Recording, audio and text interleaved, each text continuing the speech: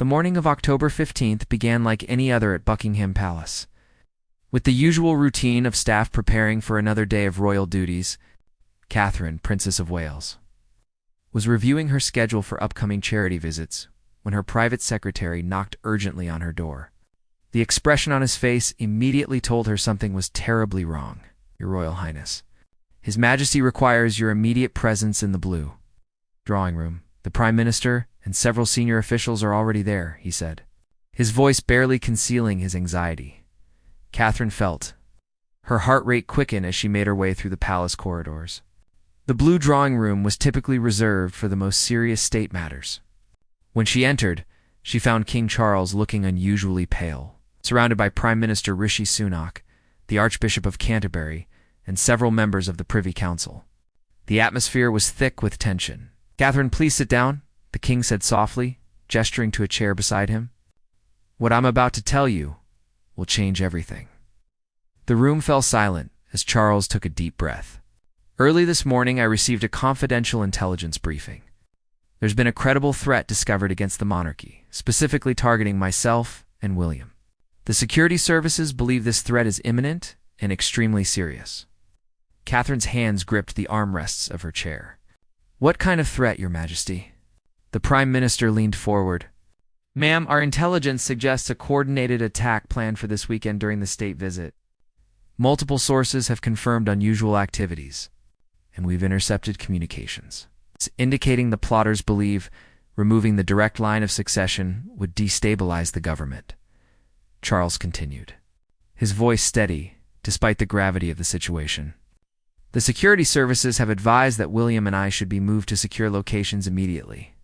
However, the constitutional implications of both the king and heir apparent being unavailable during a state crisis are severe. This is where the situation becomes unprecedented," added the Archbishop. "His Majesty has made a decision that requires your consent, Your Royal Highness." Catherine looked between the faces around her, each one reflecting the seriousness of whatever was about to be proposed. "What decision?" King Charles reached into his jacket and withdrew an official document bearing the royal seal. "Catherine, I am invoking an emergency provision within our constitutional framework. Due to the immediate threat to both myself and William, I am declaring you Queen Regent of Britain, effective immediately." The words hit Catherine like a physical blow. "Your Majesty, I don't understand. How is this possible?" the Prime Minister explained. "The Regency Act allows for such measures during emergencies when the monarch is incapacitated or unavailable. While unprecedented in modern times, legal scholars have confirmed that the king has the authority to designate a regent when both he and the direct heir face imminent danger. Surely there are others in the line of succession who should," Catherine began. "Princess Anne is already being relocated as a precaution," Charles interrupted. "The threat assessment suggests anyone closely connected to the direct line could be at risk. You, Catherine, while obviously connected to us, are not seen as a primary target by these individuals. More importantly, you have the intelligence, the training, and the respect of both the government and the people." The Archbishop added, "Your Royal Highness, this is not just about protocol. The country needs stable leadership. Your work over the past decade has shown your dedication and capability. The people trust you." Catherine stood and walked to the window, looking out at the crowds of tourists and Londoners going about their daily lives, unaware that their world was about to change dramatically. How long would this arrangement last? "Until the threat is neutralized and it's safe for normal succession to resume," Charles replied. "It could be days, weeks, or longer. We simply don't know." "The constitutional lawyers are already preparing the necessary documents," the Prime Minister said. "Parliament will be informed within the hour. The announcement to the public will be made this afternoon." Catherine turned back to face them. "And William? Where will he be?" "He's being briefed simultaneously at a secure location." "He supports this decision completely," Charles assured her. "He knows you're the right choice for this responsibility." "Your Royal Highness," the Prime Minister continued, "I must emphasize that this is not merely a ceremonial role. As Queen Regent, you will have full constitutional authority. You'll be working directly with the government, making decisions that affect millions of people. The weight of responsibility was overwhelming. Catherine had always known that one day she might be queen consort, but never had she imagined stepping into a role of actual constitutional power, and certainly not under these circumstances. "What about our children?" she asked quietly. "They're being moved to a secure location as we speak, with a full protection detail," Charles replied. "Their safety is paramount." Catherine closed her eyes for a moment, thinking of George, Charlotte, and Louis, probably wondering why they were suddenly being rushed away from their normal routines. When she opened her eyes, her expression had changed. The shock was being replaced by determination. "If this is what's required to protect the monarchy and serve the people, then I accept the responsibility," she said firmly. "But I'll need your guidance, Your Majesty, from wherever you'll be." Charles smiled for the first time that morning. "I knew you would say that. You have my complete confidence, and you'll have the full support of the government and the palace staff." The Archbishop stepped forward with a small, leather-bound book. "Your Royal Highness, if you're ready, we should proceed with the oath." As Catherine placed her hand on the Bible and began repeating the words that would make her Queen Regent of Britain, she could hear the distant sounds of London continuing its daily rhythm outside the palace walls. Soon, those same people would learn that their future queen had just assumed power under the most extraordinary circumstances in modern royal history. The oath completed, when they raised their heads, they were no longer addressing the Princess of Wales, but Queen Regent Catherine, the woman who would guide Britain through one of its most uncertain periods. Within hours of taking the oath, Catherine found herself in the most surreal situation of her life. The palace staff, who had known her as the Princess of Wales just that morning, were now addressing her as Your Majesty and curtsying with a formality that felt both appropriate and strange. She was escorted to the king's private study, which would serve as her temporary office while security arrangements were finalized. The first challenge came sooner than expected. Sir Edward Young, the king's private secretary, entered with a stack of red boxes containing state papers requiring immediate attention. "Your Majesty, these documents require the royal assent today. There are also 3 diplomatic matters that cannot be delayed." Catherine opened the first box to find a complex trade agreement with Japan that needed royal approval. As she read through the documents, she realized that while she had observed royal duties for years, actually making these decisions carried an entirely different weight. Every signature she made would have real consequences for millions of people. "Sir Edward, I need you to arrange briefings with the relevant ministers on each of these matters." "I won't sign anything I don't fully understand," she said decisively. Meanwhile, across London, news of the extraordinary development was beginning to spread through government circles. In Parliament, MPs were gathering for an emergency session. Some looked confused, others concerned, and a few appeared skeptical about the constitutional legitimacy of the arrangement. The leader of the opposition, Sarah Matthews, stood to address the packed chamber. "Mr. Speaker, while we respect the gravity of the security situation, many of us have serious questions about this unprecedented transfer of power. The people elected us to scrutinize government decisions, and we cannot simply accept such a dramatic constitutional change without proper debate." Back at the palace, Catherine was receiving her first major test. The French president had called to discuss the upcoming G7 summit, and the conversation had to be handled with extreme delicacy since the threat to the royal family was still classified information. "Your Majesty," the French president said through the interpreter, "we are honored to work with you during this transition. How should we proceed with the planned state visit next month?" Catherine, drawing on years of diplomatic training, responded carefully, "Mr. President, we appreciate France's continued friendship.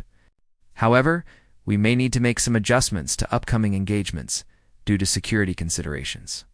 My office will coordinate with yours on the details." As she hung up the phone, Catherine realized she had just conducted her first international diplomatic conversation as a head of state. The surreal nature of the situation was beginning to feel more real with each decision she made. Later that afternoon, the palace press secretary, Miranda Hartwell, knocked on Catherine's door. "Your Majesty, we need to discuss the public announcement.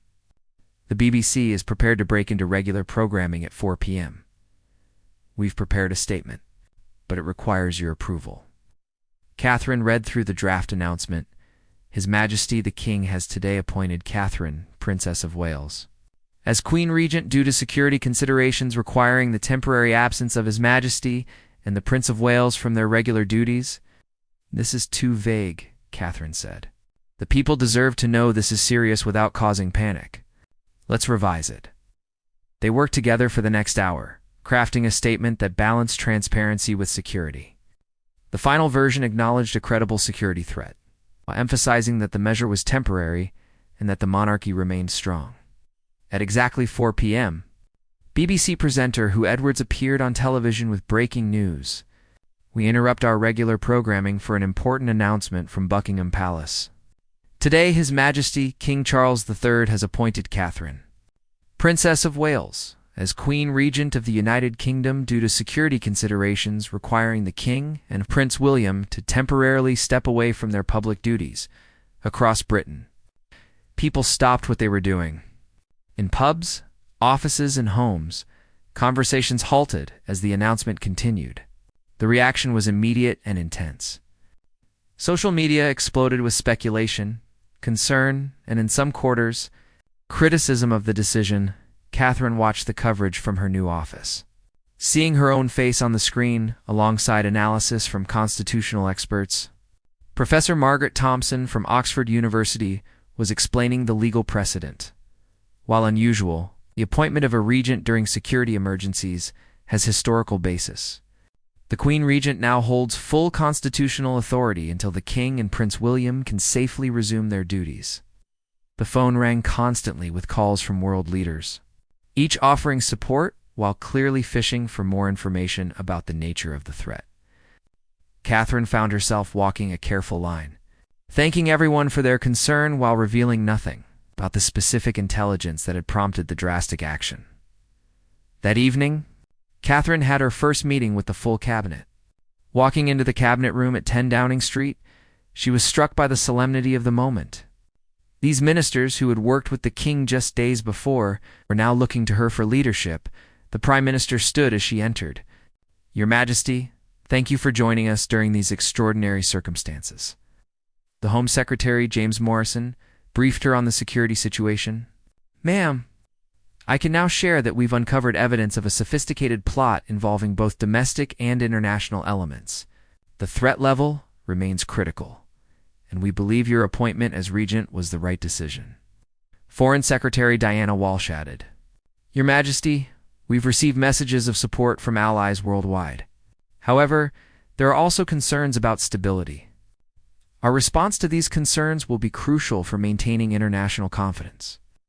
Catherine listened carefully to each briefing, asking pointed questions that demonstrated her grasp of the complex issues facing the country. When the Chancellor began discussing economic implications, she interrupted with a question that surprised everyone. "What about the impact on the pound and the markets when they open tomorrow?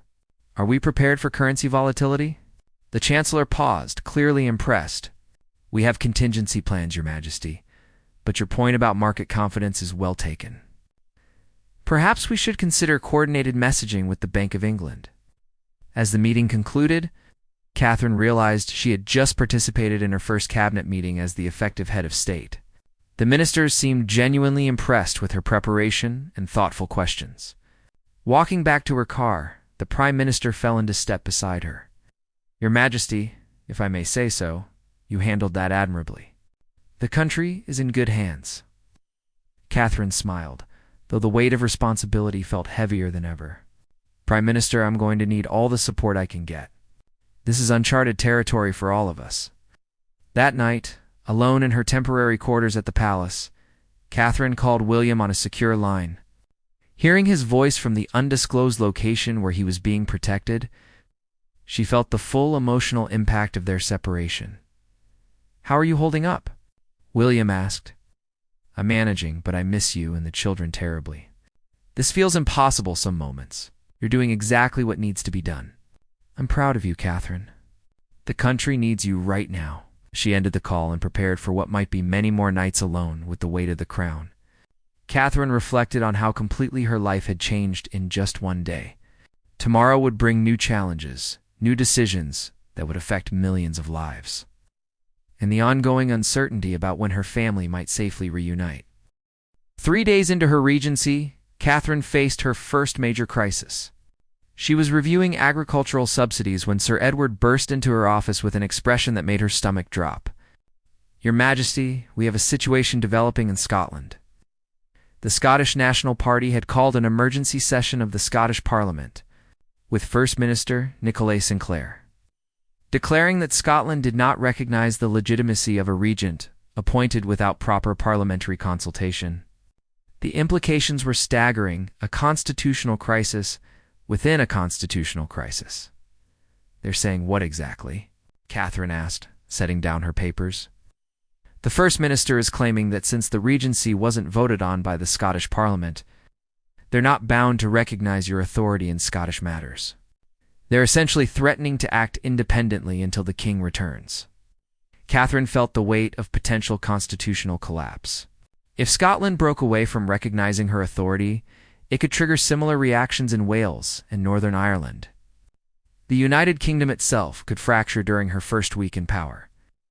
"Get me a secure line to First Minister Sinclair immediately," Catherine ordered. "And I want our constitutional lawyers here within the hour."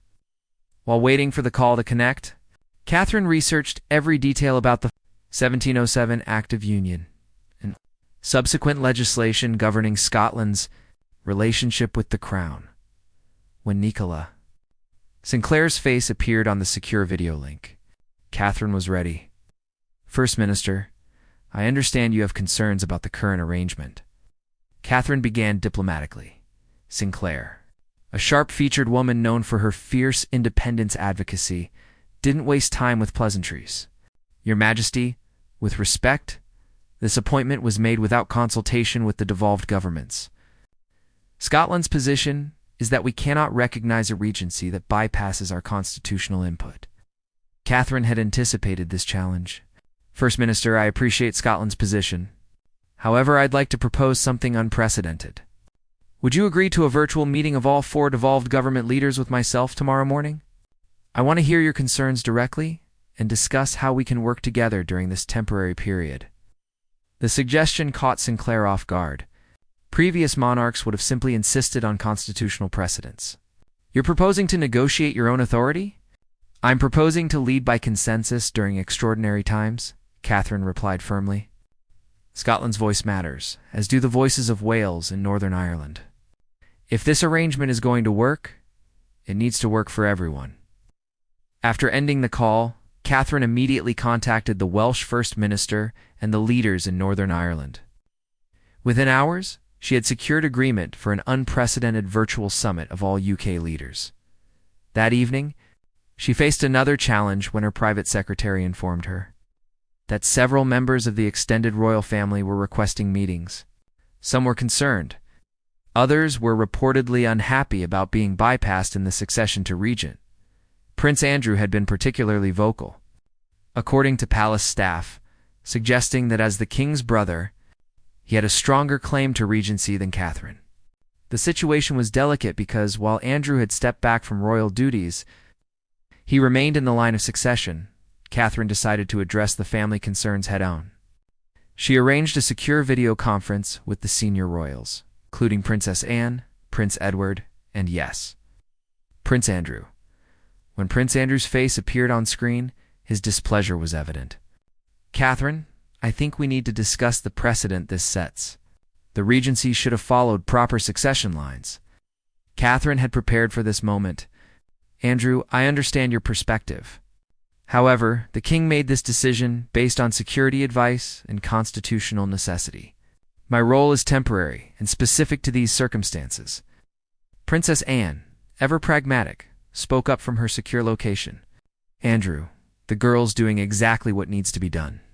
Charles made the right choice, and we should support it rather than create more instability." Prince Edward nodded in agreement. "Catherine, you have our full support. The country needs unity right now, not family squabbles about protocol." The conversation reinforced Catherine's resolve, but it also highlighted the complex dynamics she was navigating. Every decision carried political, constitutional, and personal implications that could affect the monarchy's future. The next morning brought the historic devolved government summit. Catherine sat in the palace's gold state coach room, facing 4 large monitors showing the First Ministers of Scotland, Wales, and Northern Ireland, along with the Mayor of London representing the English regions. "Thank you all for agreeing to this meeting," Catherine began. "I want to be clear about something from the start. While the first hold the constitutional authority of Regent, I believe this extraordinary situation requires extraordinary cooperation." Welsh First Minister David Evans spoke first. "Your Majesty, Wales appreciates your inclusive approach. Our concern isn't about your personal capability, but about the precedent of unilateral appointments affecting our governance." Catherine nodded thoughtfully. "I propose we establish a weekly consultation process during the Regency. Before making any decisions that significantly impact the devolved regions, I will seek your input. This isn't constitutionally required, but it's the right thing to do." The Northern Ireland leaders exchanged glances before their representative, Mary O'Connor, responded, "That's more cooperation than we've seen from Westminster in years, Your Majesty. We appreciate the gesture." Nicola Sinclair remained skeptical. "And what about decisions that have already been made? The trade agreements? The diplomatic appointments?" "Those were emergency decisions made in the first days," Catherine replied. "Going forward, anything major gets discussed with you first. I'm not interested in ruling over you. I'm interested in working with you." The breakthrough came when Catherine made an unexpected offer. "I'd like to propose that each of your governments designate a senior representative to work directly with my office. Think of them as regional liaison officers who can provide immediate input on any developing situations." After 2 hours of discussion, all 4 leaders agreed to support the Regency arrangement with the new consultation framework. It was an unprecedented expansion of devolved government involvement in royal decision-making, but it had prevented a constitutional crisis. That afternoon, Catherine received an update on the security situation from the intelligence services. The news was mixed. They had disrupted part of the plot and arrested several suspects. But the threat wasn't completely neutralized. "How much longer do you think this arrangement will need to continue?" Catherine asked the MI5 briefing officer. "Ma'am, we're looking at potentially several more weeks, possibly longer. The network we're dealing with is more extensive than initially believed." As the reality of an extended regency sank in, Catherine realized she needed to think beyond crisis management. If she was going to be Queen Regent for weeks or months, she needed to govern effectively, not just survive day by day. That evening, she made a decision that would define her regency. She called the Prime Minister and requested a full policy briefing on every major issue facing the country. If she was going to lead, she was going to lead properly. "Your Majesty, are you sure you want to take on the full scope of governmental oversight?" the Prime Minister asked. "We could continue to handle most issues administratively." Catherine's response was firm. "Prime Minister, the people didn't ask for this situation, but they deserve a regent who takes the job seriously. I want to understand every challenge facing this country, from healthcare waiting lists to climate commitments to economic recovery. If I'm going to make decisions that affect people's lives, I need to understand those lives." The Prime Minister paused, then smiled. "Your Majesty, I'll have the policy briefs prepared immediately." As Catherine prepared for what would likely be many more weeks of unprecedented responsibility, she reflected on how much she had already learned about herself and about leadership. The scared woman who had taken the oath just days ago was being replaced by someone who was discovering her own capacity for handling enormous pressure. But the real test was still coming. 2 weeks into her regency, Catherine was beginning to feel confident in her role when the bombshell dropped. She was reviewing housing policy proposals when the Director General of MI5, Sarah Richardson, requested an emergency meeting. The woman's grim expression as she entered the secure meeting room told Catherine this wasn't routine intelligence updates. "Your Majesty, we've made a breakthrough in our investigation." "But the news is deeply troubling," Richardson began, placing a classified file on the table. "The threat against the royal family wasn't just from external extremists. We've uncovered evidence of insider involvement." Catherine felt her blood run cold. What kind of insider involvement? Someone within the palace staff has been providing detailed information about royal schedules, security protocols, and family movements. The external plot couldn't have been so sophisticated without this level of inside knowledge. The betrayal hit Catherine harder than any policy challenge she'd faced. The palace staff weren't just employees. They were trusted members of an extended royal family. Many had served for decades, watching the children grow up, sharing in celebrations and sorrows. "Do we know who?" Catherine asked quietly. "We're narrowing it down, but it's someone with high-level access. Someone who's been trusted with the most sensitive information about royal movements and security arrangements." Catherine stood and walked to the window, looking out at the palace grounds where staff members she'd known for years were going about their duties. One of them had betrayed her family so completely that Charles and William were still in hiding. Her children were separated from her, and she was carrying the weight of the crown alone. "What's the plan for identifying them?" she asked Richardson. "Open the file. We're implementing a controlled information operation. We'll provide different versions of false intelligence to suspects and see which version makes it to the external network. It's delicate work that could take several days. So several days during which this person continues to have access to our most sensitive information," Catherine pointed out grimly. "Yes, Your Majesty. That's why we need to discuss additional security measures for you personally." The next few days were among the most difficult of Catherine's life. Every interaction with palace staff became tinged with suspicion. Mrs. Henderson, who had brought her tea every morning for years, might be reporting her daily schedule to conspirators. James, the young footman who always asked about the children, could be gathering intelligence about their whereabouts. The paranoia was exhausting. Meanwhile, the outside world continued to demand her attention. The European Union had requested clarification on Britain's position regarding new trade regulations. Climate activists were pressuring the government for stronger environmental commitments ahead of an international summit. The Archbishop of Canterbury needed decisions about upcoming religious appointments. Catherine threw herself into the work partly as a distraction from the betrayal investigation. She spent hours studying trade law, environmental science, and ecclesiastical precedent.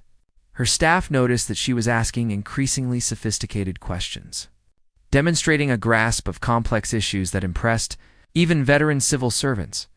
During a meeting with environmental ministers, Catherine surprised everyone by asking, "What's our current progress toward the legally binding carbon reduction targets?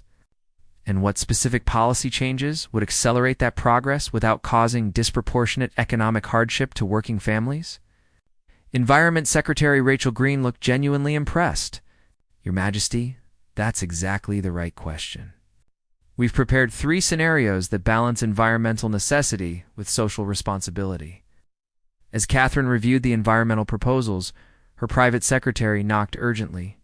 "Your Majesty, urgent call from the security services?"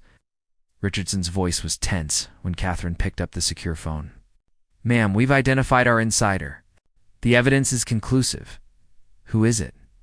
"Thomas Whitfield, the deputy private secretary. He's been in his position for 8 years, has access to virtually everything. And we've traced communications between him and the external network." Catherine's knees nearly buckled. Thomas Whitfield had been present during some of her most private conversations about the Regency. He'd helped coordinate security arrangements for the children. He'd been in the room during sensitive intelligence briefings. "Where is he now?" "He's at his desk, working normally. He doesn't know we've identified him. We need your authorization to proceed with the arrest." Catherine closed her eyes, thinking about the implications. When this news broke, it would shake public confidence in palace security and potentially undermine her regency. But there was no choice. Proceed with the arrest, but do it quietly.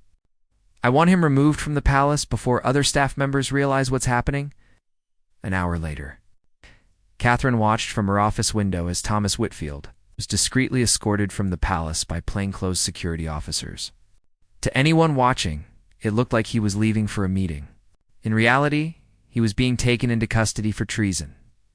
That evening, Richardson briefed Catherine on what they'd learned from Whitfield's communications. The extent of the information he'd provided was staggering: detailed schedules, security protocols, family travel plans, even personal information about the children's routines. "How long had this been going on?"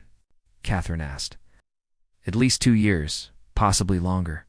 The network was planning something much larger than we initially realized.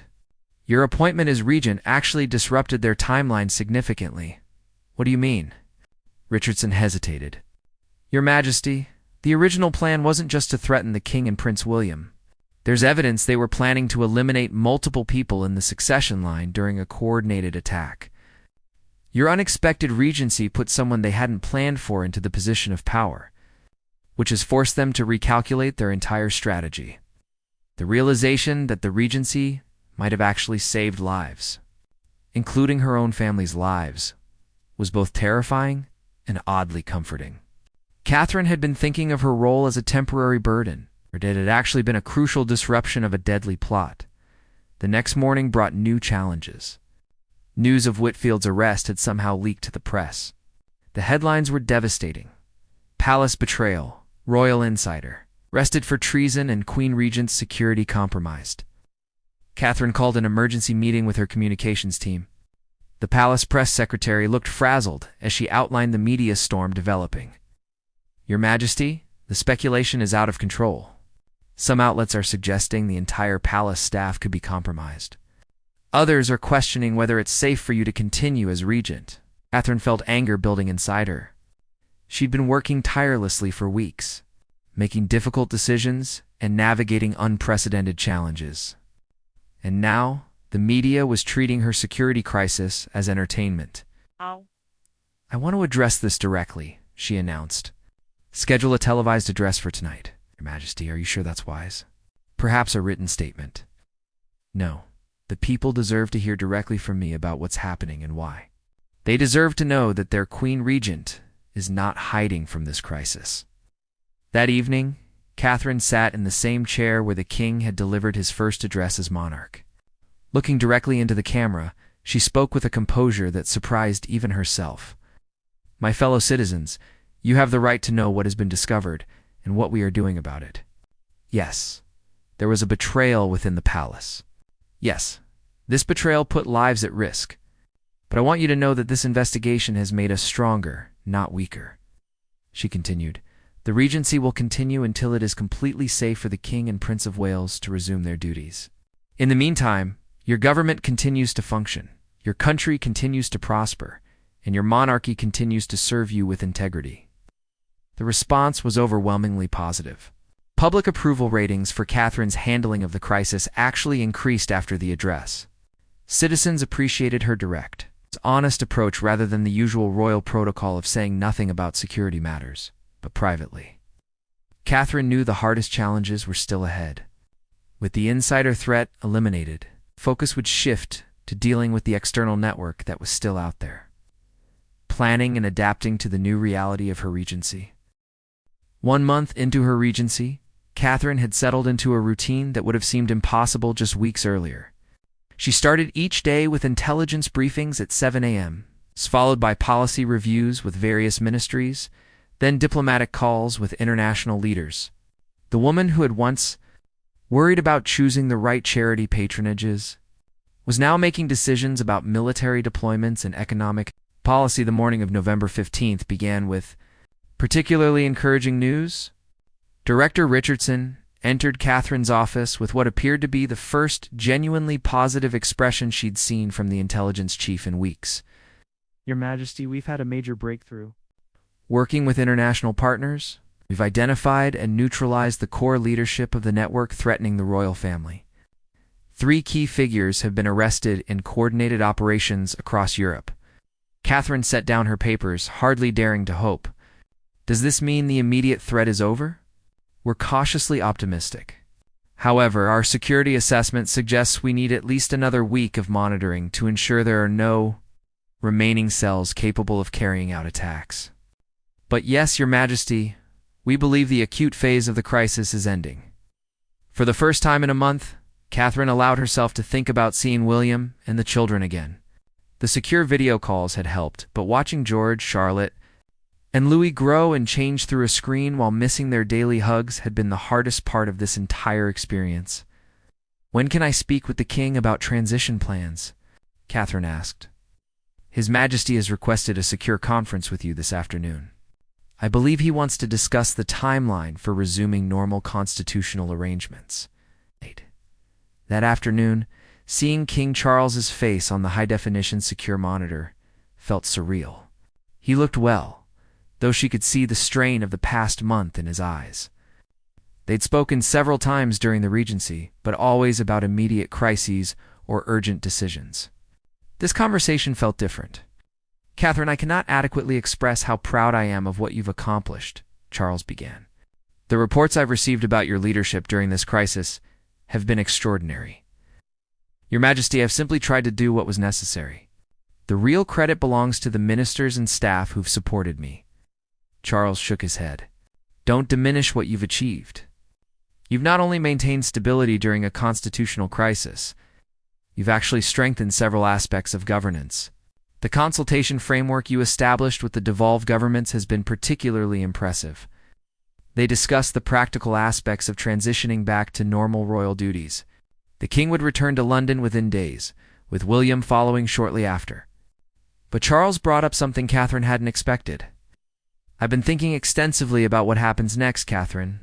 What you've demonstrated is that you're ready for far greater responsibility than anyone anticipated." "What do you mean?" "I mean that when I do eventually step down, whether that's in 5 years or 15, the monarchy will be in excellent hands. You've proven yourself as a leader in the most challenging circumstances possible." That evening, Catherine received an unexpected visitor. Princess Anne had returned to London and requested a private meeting. The Princess Royal entered Catherine's office with her characteristic directness. "Hey then, Catherine. I wanted to speak with you before the circus starts up again when Charles returns." Catherine smiled. She'd always appreciated Anne's straightforward approach. "What circus?" "The media speculation about what this regency means for your future role, the constitutional scholars debating precedents, the politicians trying to score points by either praising or criticizing your decisions." Anne sat down heavily. "I wanted to tell you personally that you've exceeded every expectation. You've been magnificent," coming from Princess Anne.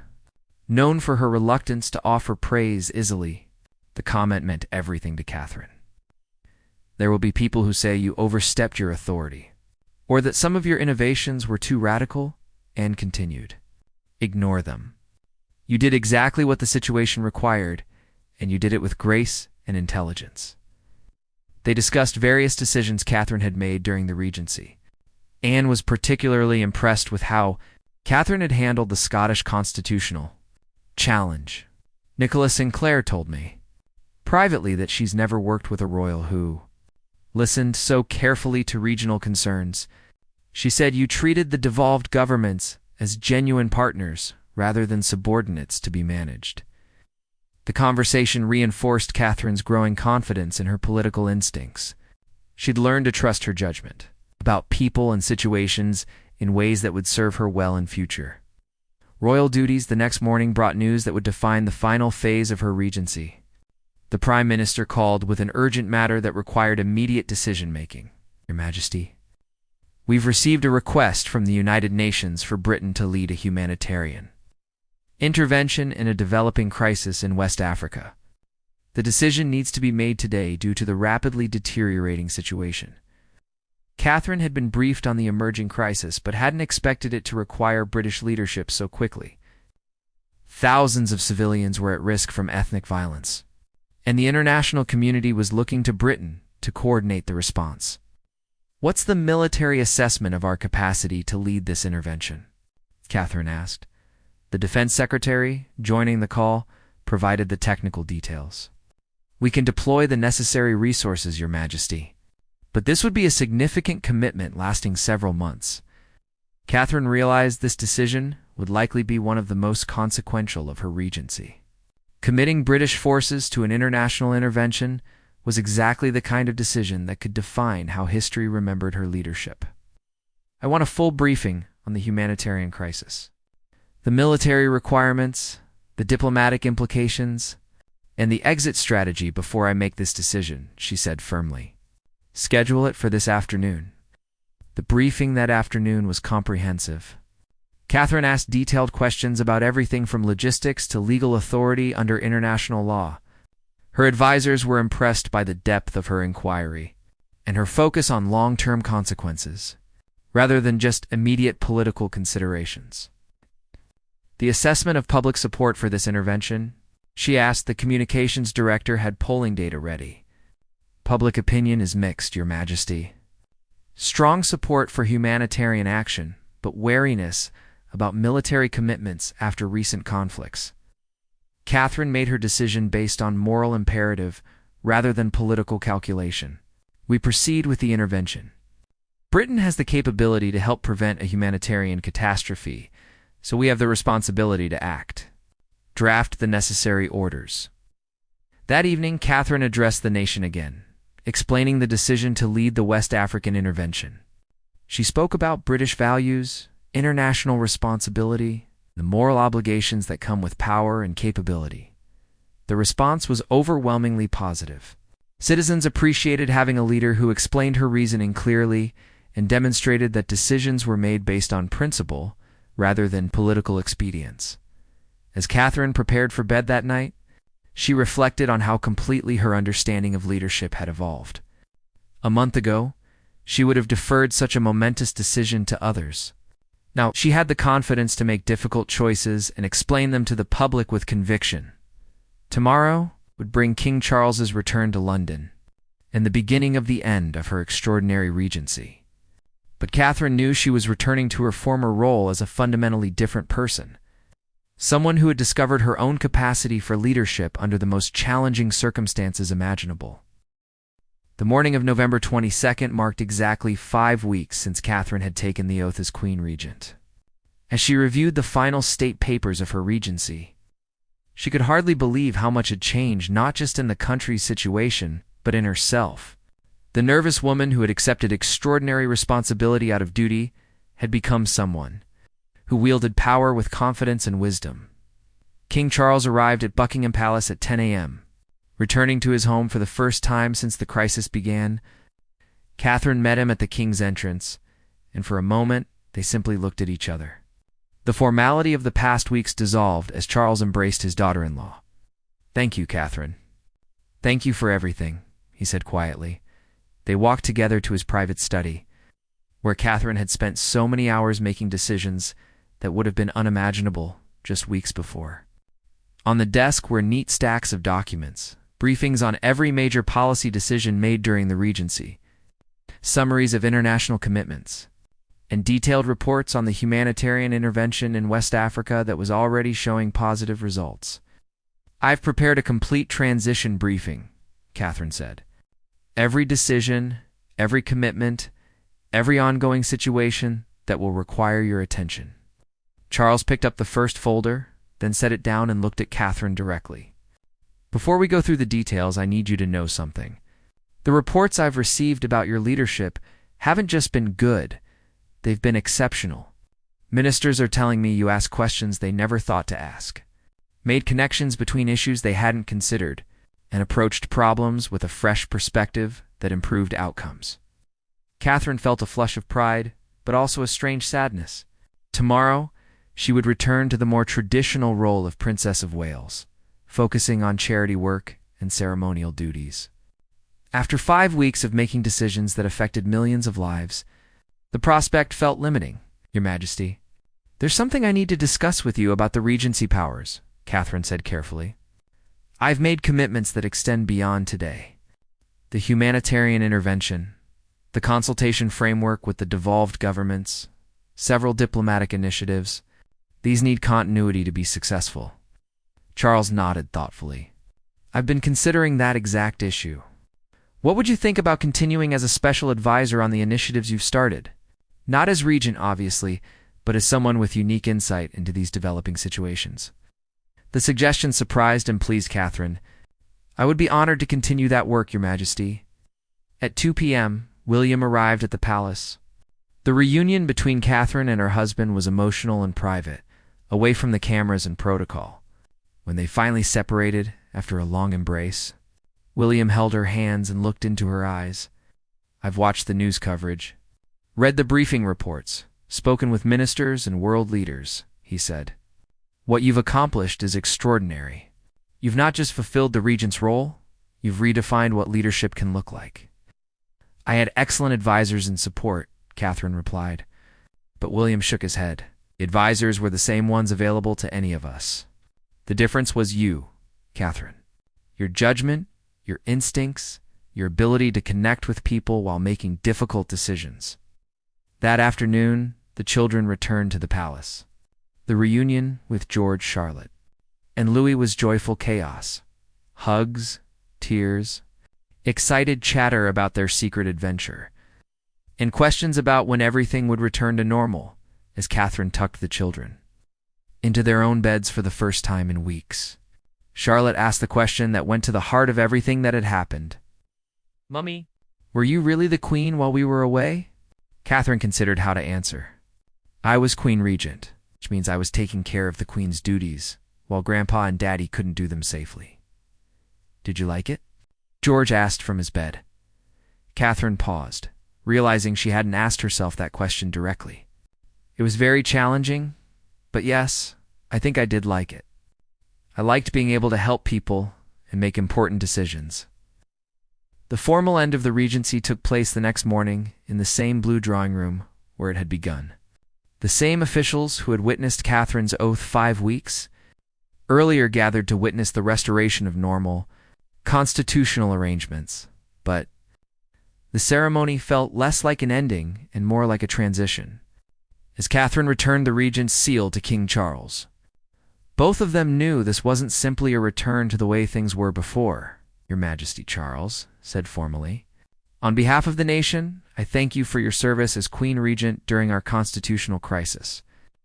The witnesses applauded, but Catherine felt the words didn't capture the enormity of what had transpired.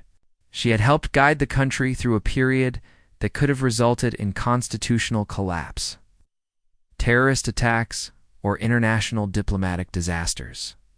Instead, Britain had emerged stronger and more unified. The press conference that afternoon drew international attention. Catherine once again addressed, as Your Royal Highness rather than Your Majesty, spoke about the Regency experience with characteristic grace. The past 5 weeks have taught me that leadership is not about the title you hold, but about the service you provide, she said. I'm grateful to have served the country during a challenging time, and I'm excited to continue that service in my ongoing role as Princess of Wales. A reporter asked the question everyone was wondering. Your Royal Highness? How has this experience changed your view of your future role in the monarchy? Catherine's answer was carefully considered but honest. This experience has shown me that I'm capable of more than I previously realized.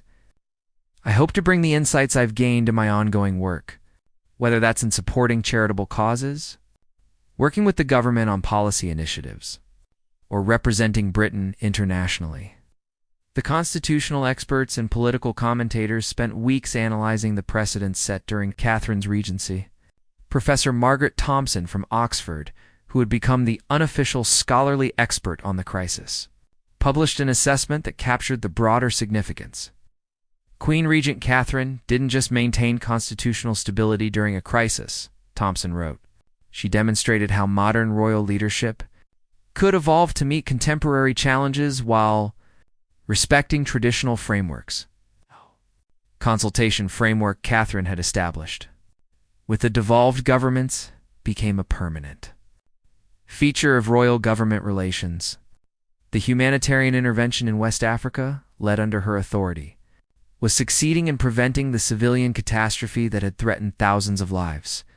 Most significantly, Catherine's approval ratings remained extraordinarily high even after the regency ended. Citizens had seen her handle enormous pressure with competence and grace, making difficult decisions and explaining them clearly to the public. 3 months later, Catherine was asked by a documentary filmmaker what she considered the most important lesson from her time as Queen Regent. I learned that authentic leadership isn't about having all the answers, she reflected. It's about asking the right questions, listening to good advice, and having the courage to make decisions based on what you believe is right rather than what's politically convenient. The interviewer pressed further. Do you think this experience has changed expectations about your future role? Catherine smiled, thinking about all the ways the Regency had transformed, not just how others saw her. It's but how she saw herself. I think it's shown everyone, including myself, that leadership can take many forms. My goal now is to continue growing into whatever form of leadership the country needs from me, whether that's tomorrow or decades from now. As the documentary camera stopped rolling, Catherine reflected on the extraordinary journey from princess to queen regent and back to princess, though she knew that the woman who had returned to her former title was fundamentally different from the one who had accepted the regent's seal in a moment of national crisis. The future remained unwritten. But Catherine faced it with confidence born from 5 weeks when she had carried the weight of the crown and discovered she was strong enough to bear it with grace, wisdom, and distinction.